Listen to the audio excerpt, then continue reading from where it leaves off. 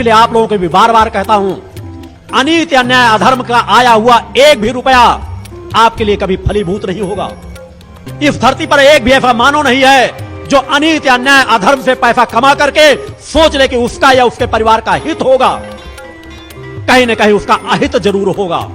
उसके परिणामों को उसको भोगना अवश्य पड़ेगा। आज नहीं तो कल प्रकृति सत्ता के विधान में अंश मात्र भी संदेह नहीं है, अंश मात्र भी गुंजाइश नहीं है। आप कर्म करके संचय करते हो। मेरे द्वारा तो कहा जा रहा, मन के अंदर विचार जो हम करते हैं, अच्छे या बुरे जो विचार आते हैं, उन विचारों के परिणामों को भी हमें भोगना पड़ता है।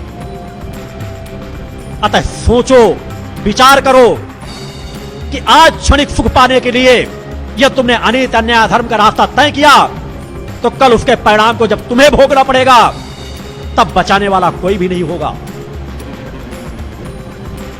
आज भी तुम्हारी समस्याएं तुम्हारी अपनी ही देन है।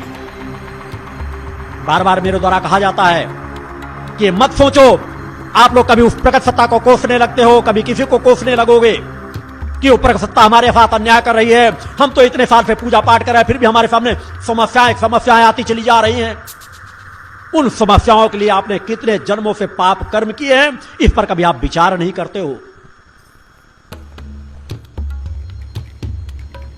सोच ही उस दिशा में नहीं जाती कि हमारे हर कर्म का प्रकृति सत्ता ने इतना सुव्यवस्थित विधान बनाया है। उस विधान का जीवन जीने लगे, आनंद से भरपूर रहेंगे, तृप्ति से परिपूर्ण रहेंगे। कभी भी आपके जीवन में कोई कमी भी नहीं आएगी।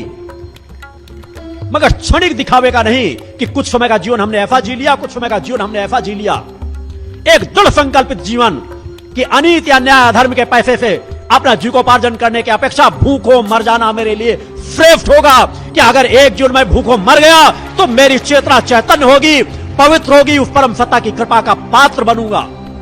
आत्मा अजर अमर अविनाशी है। आत्मा न कभी मरती है, न कभी मर सकती है, क्योंकि वह उस परम सत्ता का अंश है जो अजन्मा है, अविनाशी है। समस्त सृष्टि, समस्त लोकों, समस्त देवी देवताओं, ब्रह्मा विष्णु महेश की जननी है।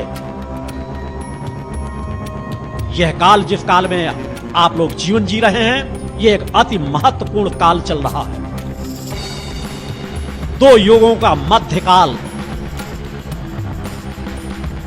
इस क्षणों में जो सत्य पथ पर बढ़ गया वह सौभाग्यशाली होगा। उसके सौभाग्य की तुलना और किसी से की नहीं